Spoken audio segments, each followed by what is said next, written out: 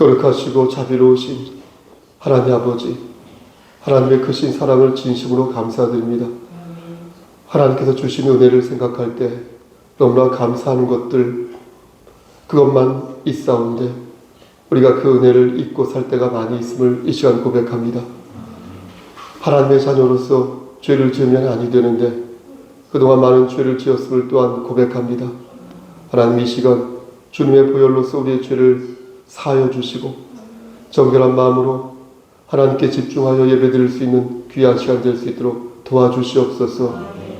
사람을 바라보고 사람을 의지하지 않도록 하시고 오직 하나님의 나라의 신 예수 그리스도의 은혜로 말미암아 하나님만을 경외하며 하나님만을 의지하는 자 될 수 있도록 끝까지 우리의 심령을 붙잡아 주시옵소서.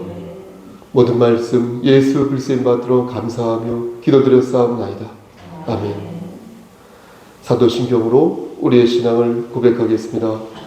전능하사 천지를 만드신 하나님 아버지를 내가 믿사오며 그 외아들 우리 주 예수 그리스도를 믿사오니 이는 성령으로 잉태하사 동정녀 마리아에게 나시고 본디오 빌라도에게 고난받으사 십자가에 못 박혀 죽으시고 장사한 지 사흘 만에 죽은 자 가운데에서 다시 살아나시며 하늘에 오르사 전능하신 하나님 우편에 앉아 계시다가 저리로서 산자와 죽은 자를 심판하러 오시니라.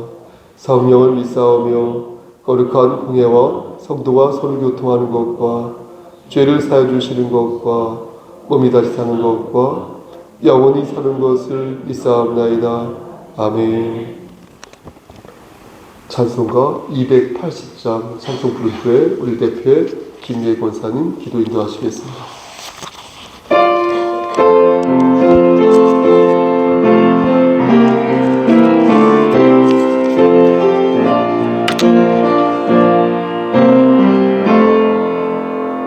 주와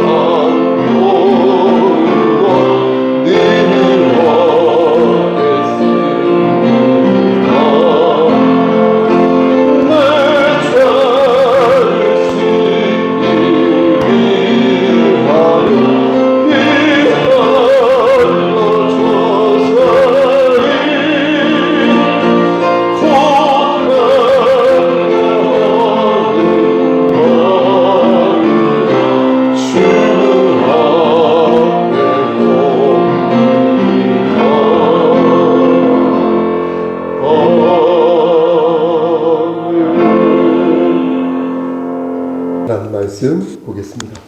사무엘상 28장 8절에서 19절 말씀입니다. 8절입니다. 저부터 읽겠습니다.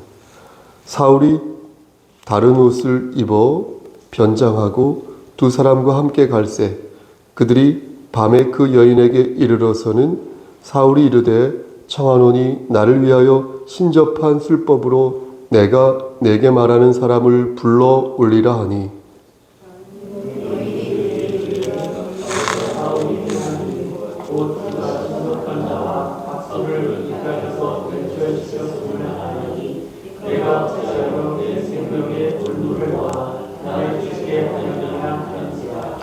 사울이 여호와의 이름으로 그에게 맹세하여 이르되 여호와께서 살아계심을 두고 맹세하노니 내가 이 일로는 벌을 당하지 아니하리라 하니 여인이 이르되 내가 누구를 내게로 불러오리라 하니 사울이 이르되 사무엘을 불러오리라 하니라.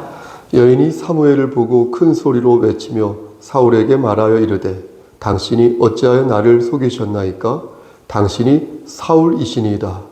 왕이 그에게 들어가지 말라. 내가 무엇을 구하느냐 하니 여인이 사울에게 이르되 내가 영이 땅에서 나온 것을 구하나이다 하니라. 사울이 그에게 이르되 그의 모양이 어떠하냐 하니 그가 이르되 한 노인이 올라오는데 그가 겉옷을 입었나이다 하더라.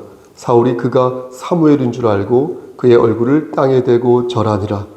사무엘이 사울에게 이르되 네가 어찌하여 나를 불러오셔서 나를 선하시게 하느냐 하니 사울이 대답하되 나는 심히 가격하니이다.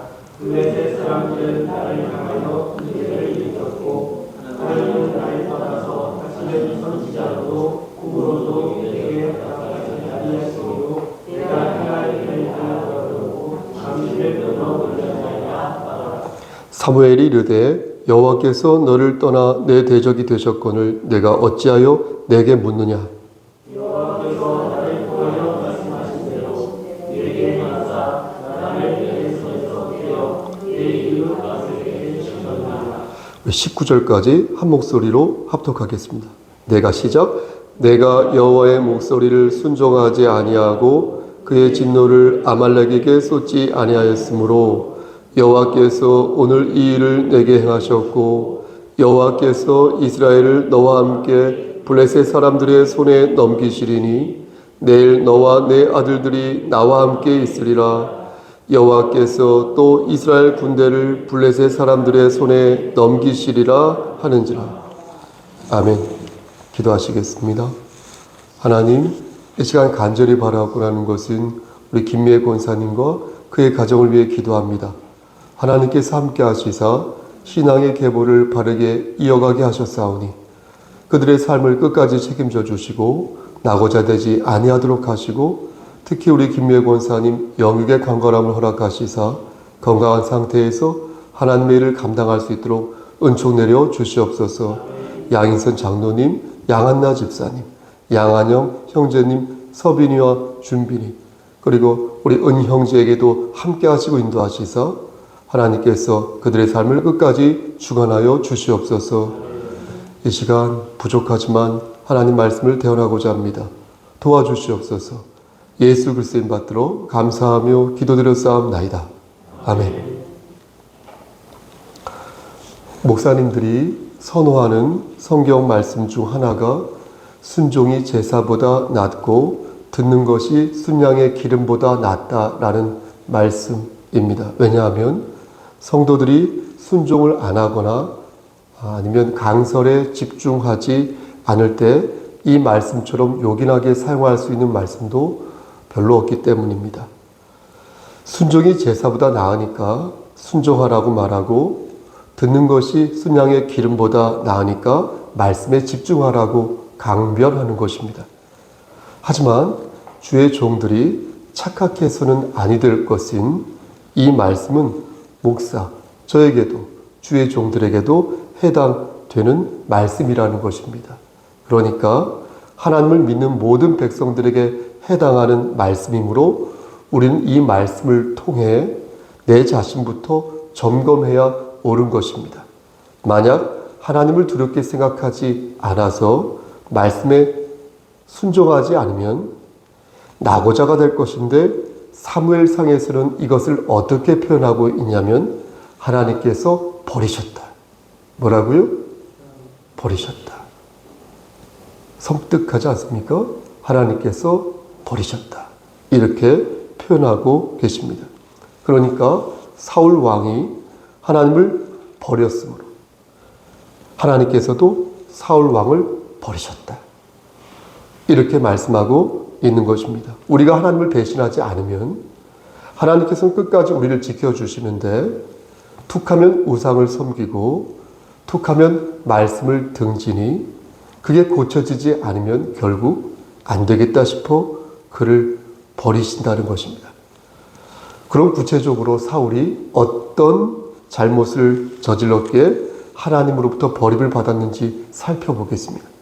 이를 통해 우리는 하나의 교훈을 얻을 수 있게 될 것입니다. 처음에 사울 있죠? 사울 왕은 하나님의 말씀에 순종하는 사람이었습니다. 그런데 시간이 지나면서 점점 이 사람이 변질하였는데 블레셋과 싸우면서 그리하였고요. 또 아말렉과 싸우면서 그리하였습니다. 사무엘상 15장 3절 말씀을 보면 하나님께서는 아말렉을 칠 때에 모든 소유물을 남기지 말고 진멸하라고 말씀하셨거든요. 근데 사울은 그렇게 하지 않았습니다. 아말렉의 왕 아각을 자기 멋대로 살려주었고 기름진 것과 모든 좋은 것들을 뒤로 이렇게 챙겼어요. 사울 왕이. 그러면서 하나님의 말씀을 정면으로 거역하였습니다. 여러분, 하나님께서 이것을 모르실 리가 있겠습니까? 하나님께서는 사울의 이러한 변질된 모습을 보고 안 되겠다. 그렇게 싶으셔서 사무엘을 불러서 당신님의 뜻을 전하게 하셨습니다. 그렇게 하나님의 뜻을 대언케 하셨는데 사울 왕은 회개하지 않고 끝까지 어떻게 했어요? 반항한 것이에요. 그리고 변명한 것이에요. 그러면서 이렇게 말했습니다. 내가 좋은 것을 챙겨둔 이유는요, 여호와 하나님께 그것을 제물로 바치기 위해서 그런 것이었습니다. 하지만 그것은 새빨간 거짓말이었습니다. 사울은 하나님의 진노가 있자 위기를 모면하기 위해서 거짓말을 한 것입니다. 가만히 생각해 보면 아담과 하와도 그렇지 않습니까? 그 자리에서 무릎을 꿇고 회개를 하지 않고 어떻게 했습니까? 변명을 일삼았지 않습니까? 사울 왕도 그랬다는 거예요. 그는 진심으로 회개하지 않았다는 것입니다. 하나님 앞에서 진심으로 회개하지 않았다는 것은요, 하나님을 만만하게 여겼다는 것입니다. 겪어보니까 이 정도는 괜찮겠다 싶은 것입니다. 그런 생각에 자신의 마음을 의도적으로 감춘 것입니다. 하지만 어떻게 하나님 앞에서 우리의 마음을 감출 수 있겠습니까, 여러분?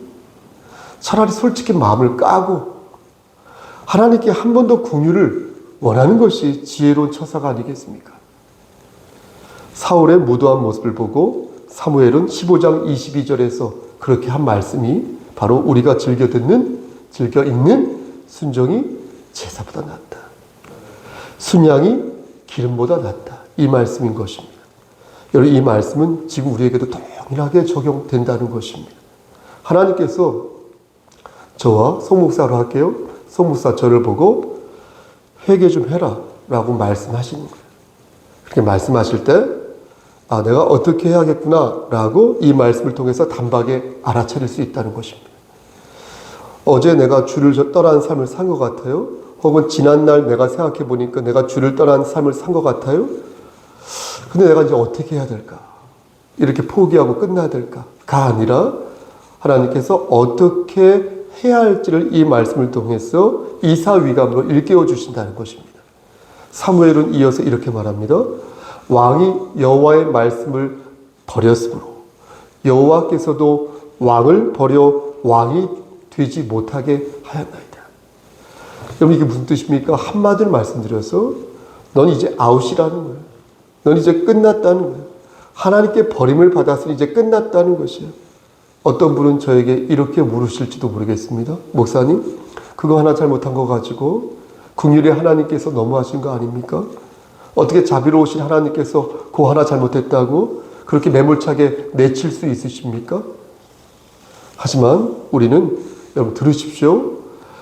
사울에게 임하였던 물리적인 시간을 고려해야 된다는 거예요. 물리적인 시간을 고려해야 된다는 거예요. 이해되십니까? 보십시오. 하나님께서 사울을 버리시겠다고 말씀하신 그 시간에도요, 시계바늘은 움직이고 있었다는 거예요. 그러니까 사울은 하나님께 회개할 시간이 충분히 있었다는 것입니다. 여러분 생각해 보십시오. 하나님께서 사울을 즉각적으로 치셨습니까? 하나님께서 사울을 즉각적으로 왕의 자리에서 물러나게 하셨습니까? 하나님께서 그렇게 말씀하시자 사울이 갑자기 피를 토하고 죽었습니까? 그렇지 않았어요. 그렇지 않았어요. 사울에게는 회개할 수 있는 충분한 물리적인 시간이 있었습니다. 그 시간은 말씀드린 것처럼 물리적인 시간으로 우리가 셀 수 있는 그런 시간이었습니다. 지금도 마찬가지 아닐까요?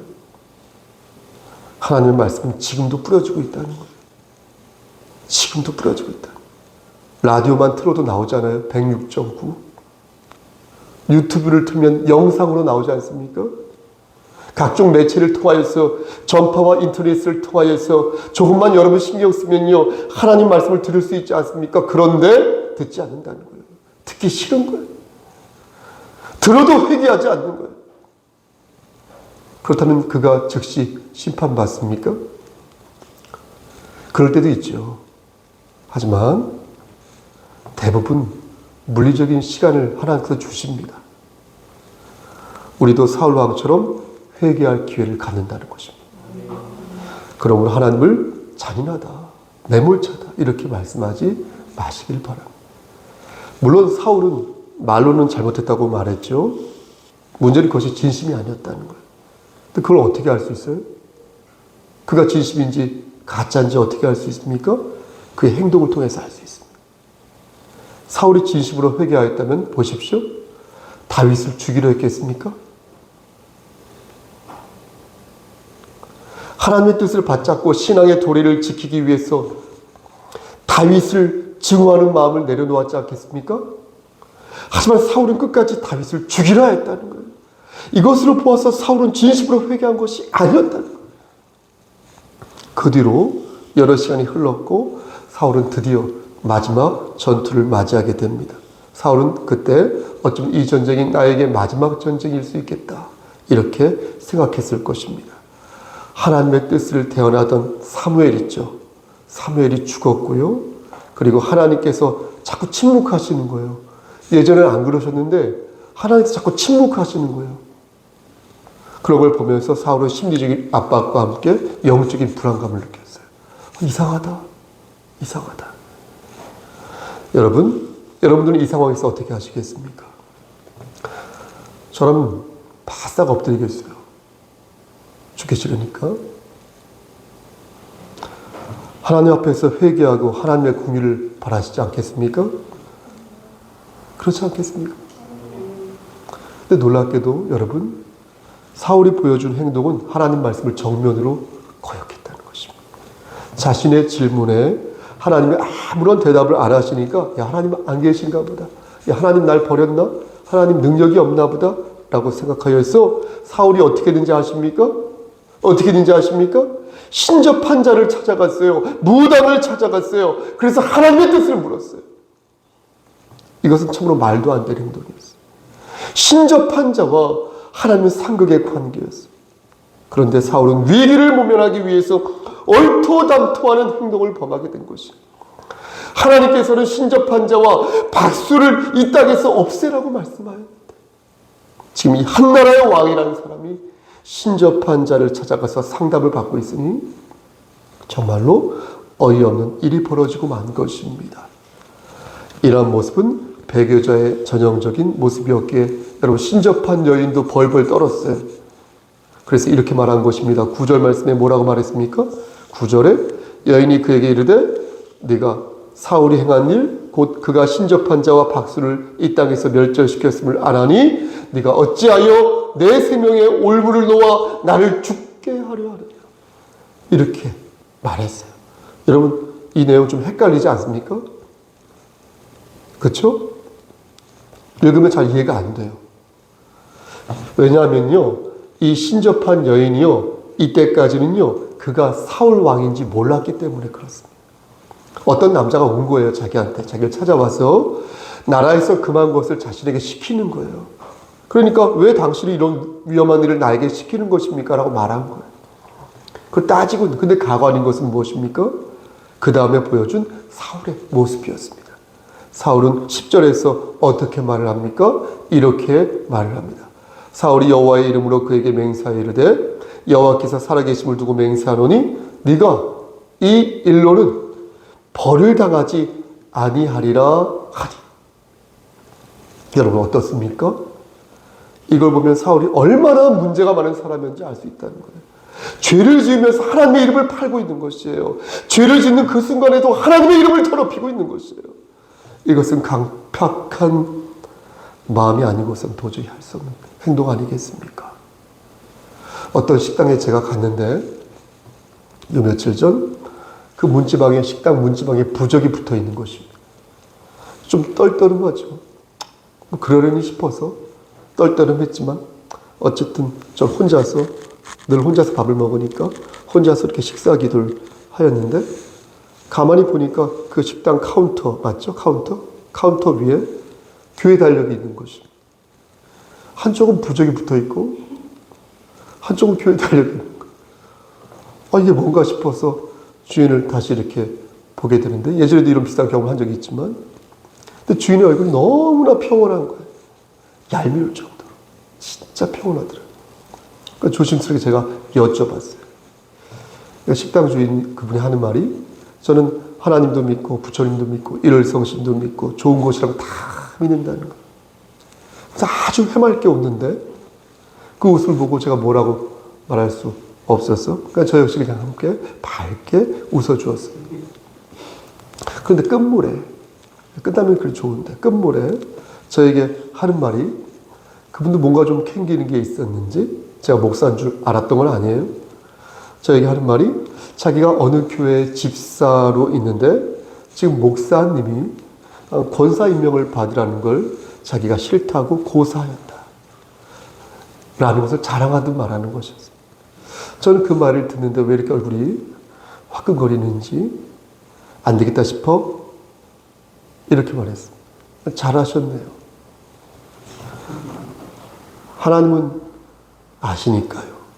잘하셨네요. 하나님은 인과관계가 있죠. 잘하셨네요. 하나님은 아시니까요. 라고 말해주고 횡하니 계산하고 식당 문을 나섰습니다. 그분에게 하나님은 어떤 분이실까요? 자신의 안위와 행복을 위해 하나님을 언제든지 갈아 끼울 수 있는 그런 액세서리 정도로 생각하고 있지는 않을까요? 제가 함부로 얘기하는 것일 수도 있겠지만 그는 아마도 진정 그리스도인이 아닐 것입니다. 사랑하는 우리 성도 여러분, 그러므로 우리 늘 생각해야 한다는 거예요. 여러분 늘 생각해야 된다는 거예요. 피곤하시더라도 계속 생각해요. 지금 나의 모습이 혹시 하나님의 영광을 가리는 모습이 아닌지 생명과 경건에 속한 모든 것을 염두에 두지 않고 모든 모양으로 악한 모습을 보이고 있는 것은 아닌지 우리 자신을 돌아봐야 한다고 생각하셔야 된다는 거예요. 교회된 자로서 정의롭고 성숙하게 내가 오늘을 살았는지 돌아보실 필요가 있다는 것입니다. 그런데 사울은 그러지 않았다는 것입니다. 무당의 신변을 보호하겠다는 이상한 소리를 하면서 하나님을 능욕하였으니 사울은 더 이상 하나님을 두려워한 것입니까? 두려워하지 않았다는 거예요. 그는 조금이라도 더 살겠다고 신접한 여인을 이용하여서 사무엘을 찾으려 하였으니 참으로 통탄할 만한 일이다. 그러면 사람이 되고 만 것입니다. 신접한 여인은 어떻게 했습니까? 신접한 여인은 사울의 요청으로 어떻게 했어요? 어떻게 했어요? 사무엘을 불러 올렸어요. 신접한 여인. 그런데 여기에서 우리가 잘 생각해야 할 것은 그 영이 신접한 여인이 불러서 나온 게 아니라는 것입니다. 여러분 오해하시면 안 됩니다. 잘못 생각하시면 안 됩니다. 그럼 그 영은 어떻게 온 것일까요? 신접한 여인이 불러서 온 영이 아니라는 거예요. 그럼 그 영이 어떻게 온 것일까요? 그 영은 하나님께서 보내신 거라는 거예요. 하나의 영이 땅에서 올라왔는데 여인은 그 모습을 보고 자기 앞에 있는 그 사람이 사울 왕이란 사실을 그때 비로소 알게 되었고, 신접한 여인은 사울 왕을 보면서 어찌하여 나를 속였습니까? 라고 포효한 거죠.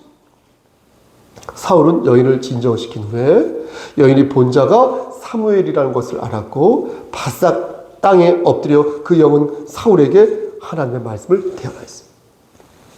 여기서 조금 복잡한 것 한 가지만 말씀드릴게요. 수요 예배니까. 복잡한 것은 과연 이 영이 누구냐라는 것입니다. 이 영이 진짜 사무엘일까요? 아닐까요? 그런데 거짓 영인지 진짜 사무엘인지 신학자마다 생각이 다 다릅니다. 견해가 다릅니다. 어떤 신학자는 사무엘이 맞다고 말하고, 어떤 신학자는 이건 사무엘의 형체를 띤 귀신, 사단의 유령이다, 이렇게 말하는 학자도 있습니다. 어찌됐든 보십시오. 하나님께서는 이 영을 이용하셔서 당신님의 뜻을 대언케 하셨는데, 저는 개인적으로 이 영이 사무엘의 영이라고 생각하지 않습니다. 하나님께서 거짓 술사 발람을 통하여서 발람의 의지와는 상관없이 이스라엘을 축복하게 하신 것처럼 이번에도 사단의 유령을 들어서 하나님의 말씀을 대언케 하신 것이라고 저는 생각합니다. 14절에서 보십시오. 사울이 사무엘인 줄 알고 자신의 얼굴을 땅에 대고 절할 때에도 사무엘의 형상을 직접 봤다는 말이 아니라 그 신접한 여자가 노인과 겉옷을 언급하였기에 그 영이 사무엘이구나 라고 짐작하고 엎드린 것이라고 생각합니다. 정리하면 사울은 가장 사악한 방법을 통해서 하나님의 뜻을 물었고, 이에 하나님께서도 가장 사악한 방법으로 사울의 심판을 말씀하셨다는 것입니다. 심판의 내용은 무엇입니까? 사울과 그의 아들들이 블레셋 사람들의 손에 넘어간다는 것이었고, 이에 사울은 이 말을 듣고 정신을 잃어서 완전히 엎드러지고 만 것입니다. 그런데 여러분 아십니까? 저 좀 보십시오. 사울은 그때에도 회개하지 않았다는 거예요. 대단하지 않습니까? 사울은 그때도 통회하지 않았어요. 여러분 왜 그랬을까요? 왜 사울은 끝까지 하나님께 회개하지 않은 것일까요? 그리고 간청만 한 것일까요? 우리는 가끔 이해할 수 없는 행동을 하는 사람들을 봅니다. 신앙의 도리와 양심을 놓고 볼 때 도저히 이해가 안 가는 행동을 보면서 저들이 도대체 왜 그러는 것인지 의구심을 떨쳐버리지 않을 수가 없습니다. 그런데 그 이유를 가만히 생각해 보면 우리는 그들의 모습에서 두 가지 모습을 발견하게 됩니다. 바로 욕심, 오만 있죠. 욕심 있죠. 이 두 가지 갖고 있는 사람 문제가 많습니다. 욕심은 또 다른 욕심을 모으거든요. 그래서 욕심이 많은 사람 옆에는 반드시 욕심이 많은 사람이 있습니다. 그렇게 되면요, 욕심에 둘러싸여서요, 정확한 판단을 내리지 못할 확률이 높습니다. 말 그대로 그들은 욕심에 눈이 멀어서 눈앞에 이익만을 좇는 것입니다. 사울 왕도 그런 것이 아니었을까요? 사울 왕 주변에 그를 현혹하게 하는 욕심 많은 그런 사람들이 사울 왕의 마음을 다시 돌려놓지 않았을까요? 내가 좀 회개 좀 해야겠다 싶었는데 그들이 사울 왕의 마음을 어지럽힌 것이 아니었을까요? 그래서 해볼 만한 싸움이라고 그의 마음을 추동한 것이 아니었을까요? 그리고 또 하나, 오만함. 그것은 내가 할 수 있다는 생각으로 내 인생의 주체가 자기 자신이라고 믿는 것입니다. 저는 그러한 마음이 그의 영혼을 어둡게 하고 결국 죄의 구렁텅이에서 헤어나오지 못하게 한다고 생각합니다. 옴짝달싹 못하게 한다고 생각합니다. 나 혼자서도 할 수 있다는 교만한 생각 위에 여러 집단들이 욕심을 세울 때에 탐욕으로 눈이 멀게 되고요, 결국 오만함에 빠지게 된다는 것이에요. 사울왕은 그래서 하나님 앞에서 회개하지 않았다고 생각합니다. 그리고 사무엘상 31장 6절과 9절 말씀 보면 사울하고는 결국 비참한 말로를 맞이하게 되고 만 것입니다. 말씀 마치면, 사랑하는 우리 성석교회 성도 여러분, 믿는 자는 성령의 음성을 들으시길 바랍니다.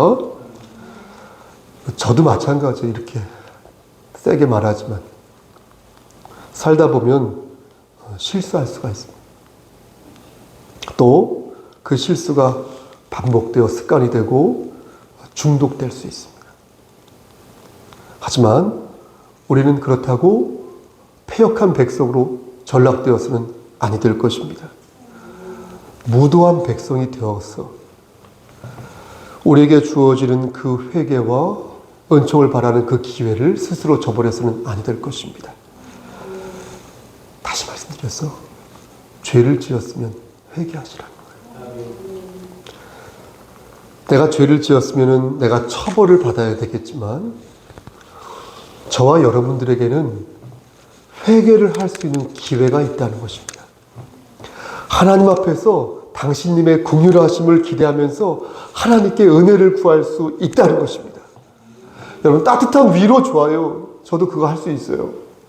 여러분, 따뜻한 권면 좋아요. 저 그거 잘할 수 있어요. 여러분들을 일으켜 세우는 권면의 말씀 좋습니다.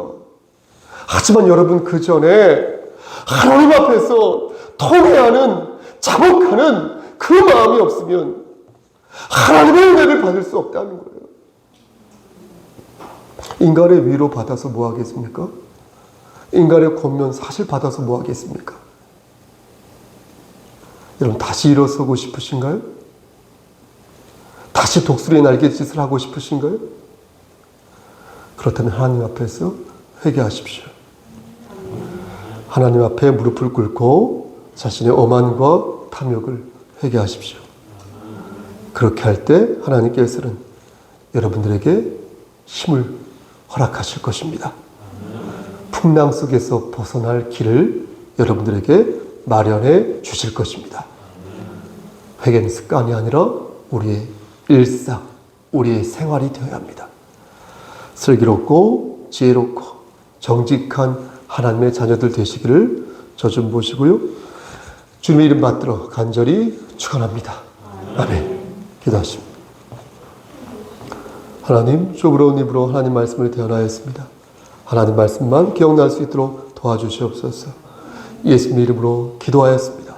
아멘. 주의 기도로 예배를 마치고 잠시 묵상 기도하시겠습니다. 하늘에 계신 우리 아버지여, 이름이 거룩히 여김을 받으시오며 나라가 임하옵시며 뜻이 하늘에서 이루어진 것 같이 땅에서도 이루어지이다. 오늘날 우리에게 일용할 양식을 주옵시고 우리가 우리에게 죄진 자를 사하여 준 것 같이 우리의 죄를 사하여 주옵시고 우리를 시험에 들게 하지 마옵시고 다만 악에서 구하옵소서. 나라와 권세와 영광이 아버지께 영원히 쌓옵나이다. 아멘. 우리 함께 기도하시겠습니다.